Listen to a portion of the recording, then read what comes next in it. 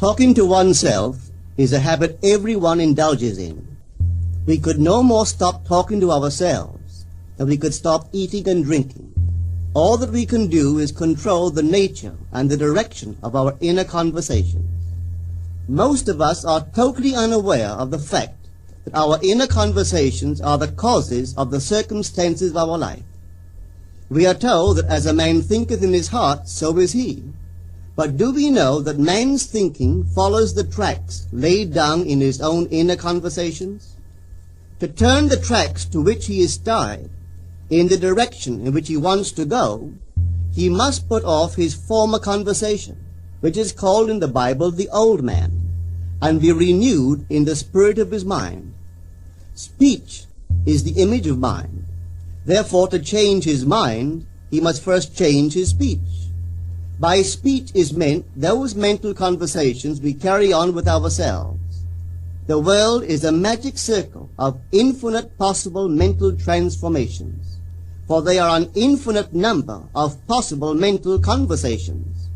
When man discovers the creative power of inner talking, he will realize his function and his mission in life. Then he can act to a purpose.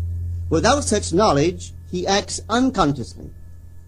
Everything is a manifestation of the mental conversations which go on in us without our being aware of them. But as civilized beings, we must become aware of them and act with a purpose. A man's mental conversations attracts his life. As long as there is no change in his inner talking, the personal history of the man remains the same. To attempt to change the world before we change our inner talking is the struggle against the very nature of things. Man can go round and round in the same circle of disappointments and misfortunes, not seeing them as caused by his own negative inner talking, but as caused by others. This may seem far-fetched, but it is a matter which lends itself to research and experiment. The formula the chemist illustrates is not more certainly provable than the formula of this science by which words are clothed in objective reality. One day a girl told me of her difficulties in working with her employer. She was convinced that he unjustly criticized and rejected her very best efforts. Upon hearing her story, I explained that if she thought him unfair, it was a sure sign that she herself was in need of a new conversation piece. There was no doubt but that she was mentally arguing with her employer, for others only echo that which we whisper to them in secret. She confessed that she argued with him mentally all day long. When she realized what she had been doing, she agreed to change her inner conversations with her employer. She imagined that he had congratulated her on her fine work, and that she, in turn, had thanked him for his praise and kindness. To her great delight, she soon discovered that her own attitude was the cause of all that befell her. The behavior of her employer reversed itself. It echoed, as it had always done, her mental conversations with him. I rarely see a person alone without wondering to what conversation piece is he tied. On what mysterious track is he walking?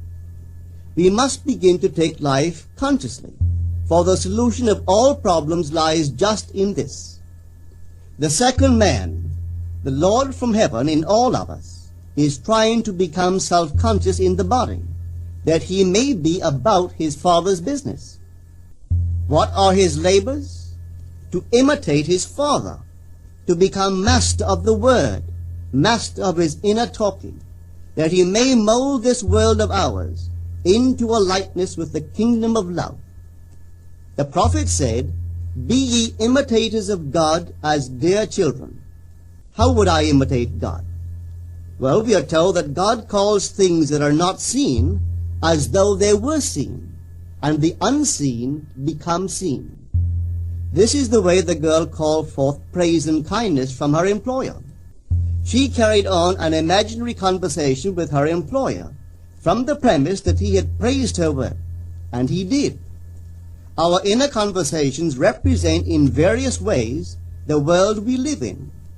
Our individual worlds are self-revelations of our own inner speech. We are told that every idle word that men shall speak, they shall give account thereof. For by their words they shall be justified, and by their words they shall be condemned. We abandon ourselves to negative inner talking, yet expect to retain command of life. Our present mental conversations do not recede into the past as man believes. They advance into the future to confront us as wasted or invested words. My word, said the prophet, shall not return unto me void, but it shall accomplish that which I please, and it shall prosper in all the things whereto I sent it. How would I send my word to help a friend? I would imagine that I am hearing his voice, that he is physically present, that my hand is on him. I would then congratulate him on his good fortune, tell him that I have never seen him look better. I would listen as though I heard him. I would imagine that he is telling me he has never felt better, he has never been happier. And I would know that in this loving, knowing communion with another, a communion populous with loving thoughts and feelings, that my word was sent, and it shall not return unto me void, but it shall prosper in the thing whereto I sent it. Now is the accepted time. Now is the day of salvation. It is only what is done now that counts, even though its effects may not be visible until tomorrow. We call not aloud, but by an inner effort of intense attention. To listen attentively, as though you heard, is to create. The events and relationships of life are your word made visible. Most of us rob others of their willingness and their ability to be kind and generous by our fixed attitudes towards them. Our attitudes unfold within us in the form of mental conversations. Inner talking from premises of fulfilled desire is the way to consciously create circumstances. Our inner conversations are perpetually outpictured all around us in happenings. Therefore, what we desire to see and hear without, we must see and hear within, for the whole manifested world goes to show us what use we have made of the word.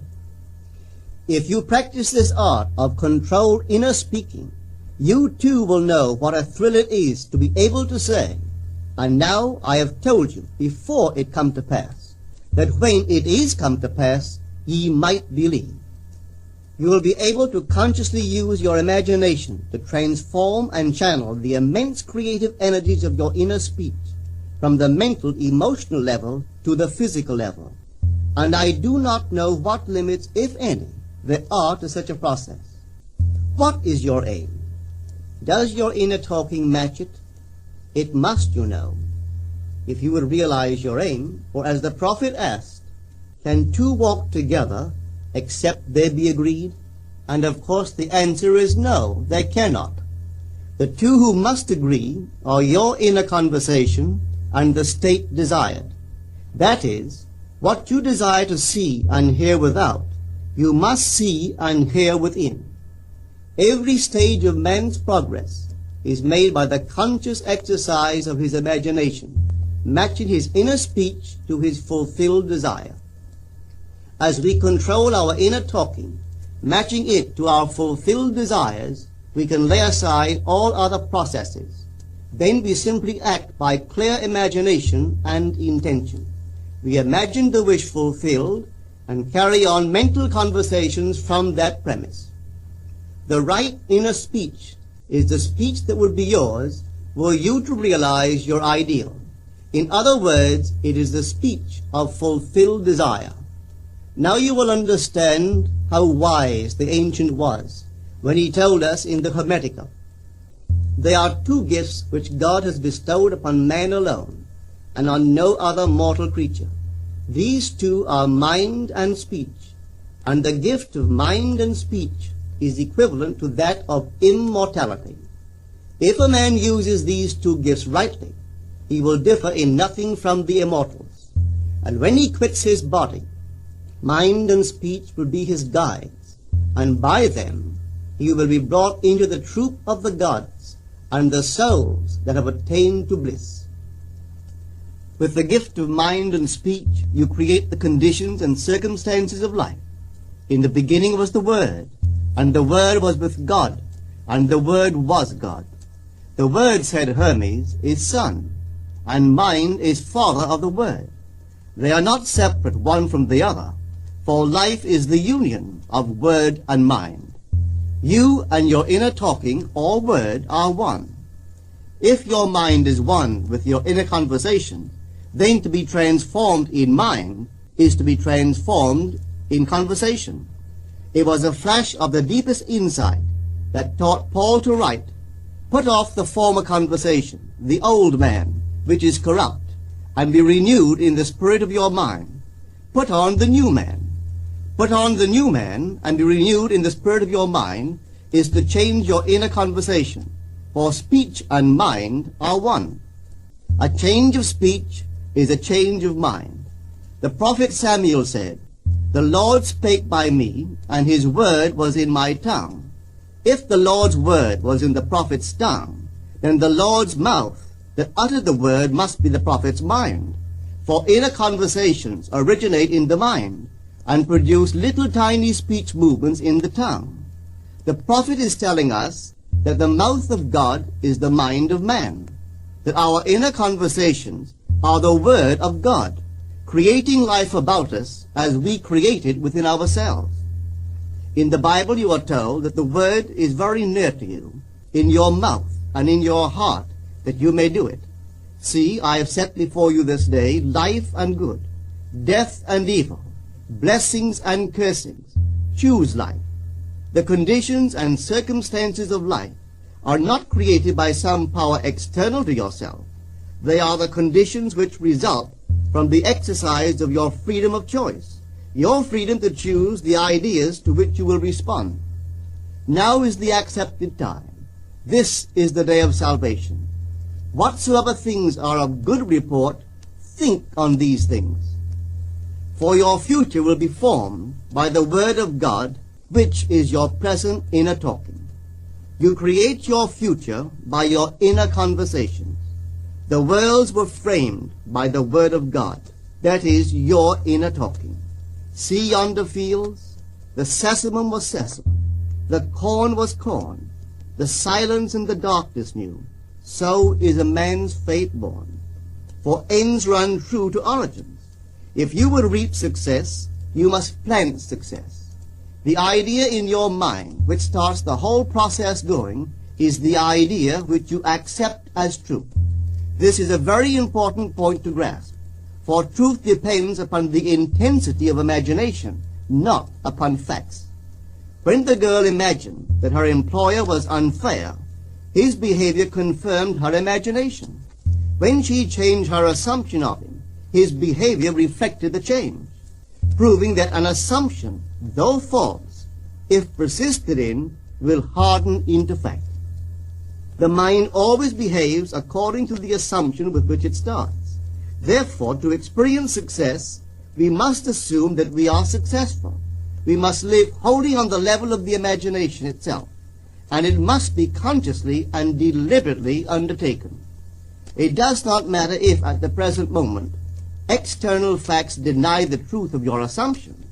If you persist in your assumption, it will become a fact. Signs follow. They do not precede.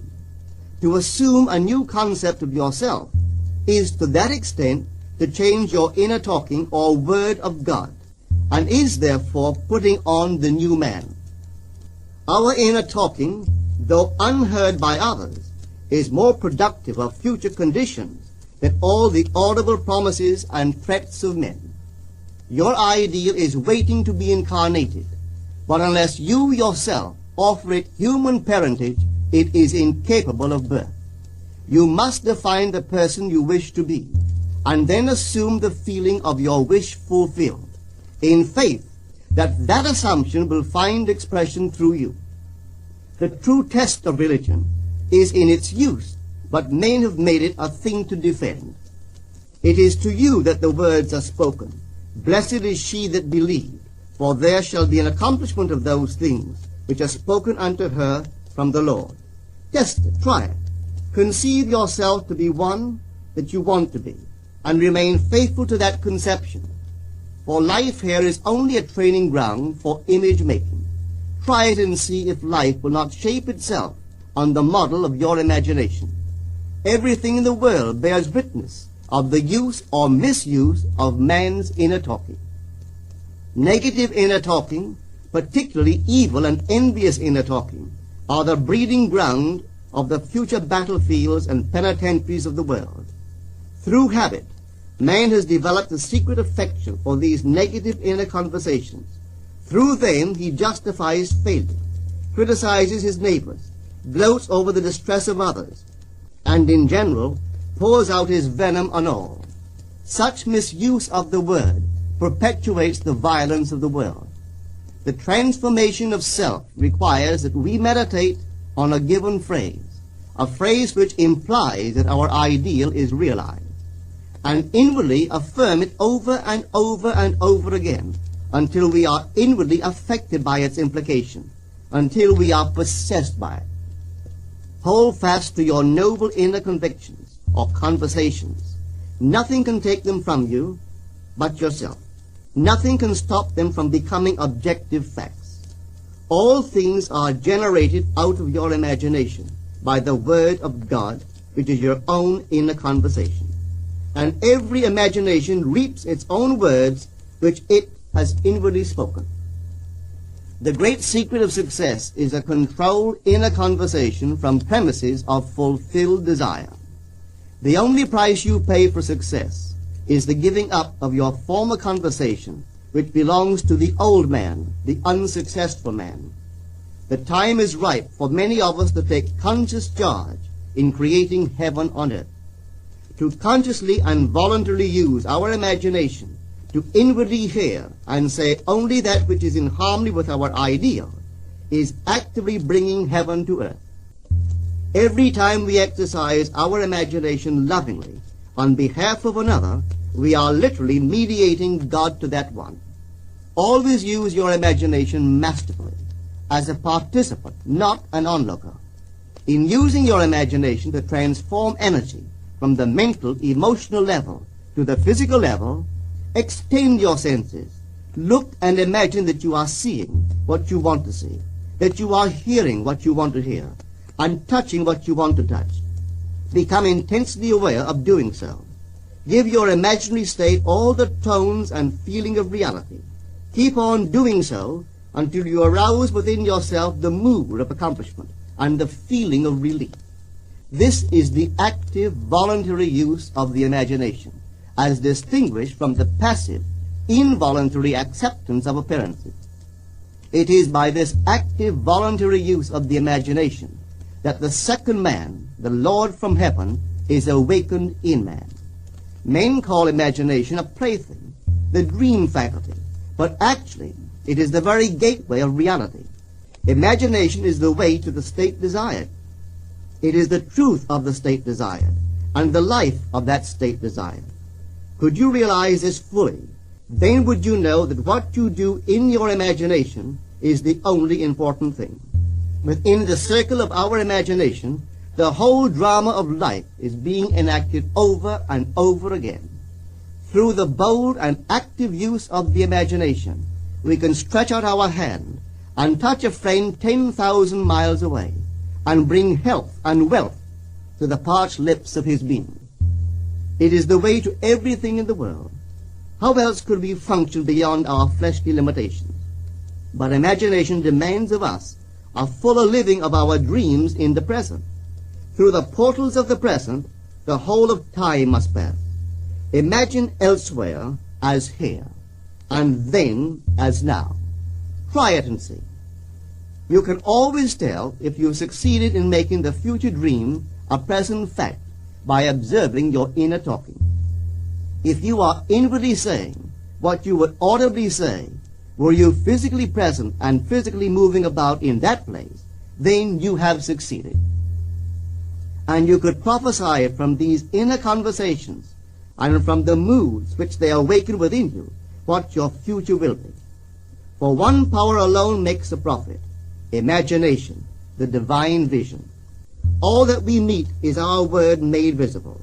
and what we do not now comprehend is related by affinity to the unrecognized forces of our own inner conversations and the moods which they arouse within us. If we do not like what is happening to us, it is a sure sign that we are in need of a change of mental diet.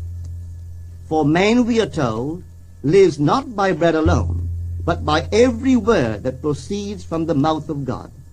And having discovered the mouth of God to be the mind of man, a mind which lives on words or inner talking, we should feed into our minds only loving, noble thoughts.